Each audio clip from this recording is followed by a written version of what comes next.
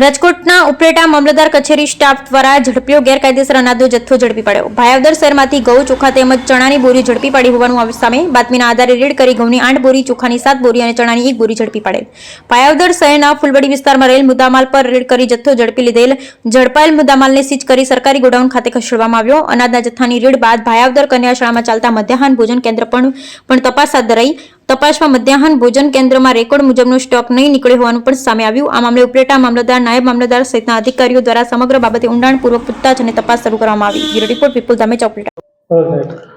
આજરોજ ઉપલેટા તાલુકાના ભાયાવદર ફૂલવાડી વિસ્તારમાં ઘઉં કટા 8, ચોખા કટા 7, ચણા કટા 1 ટોટલ જથ્થો અંદાજિત કિંમત 15,650 અનધિકૃત રીતે માલુમ પડતા સીઝ કરી નાગરિક પુરવઠા નિગમના ગોડાઉન ખાતે સોંપવામાં આવેલ છે। આ અંગે આગળની કાર્યવાહી હાથ ધરવામાં આવશે।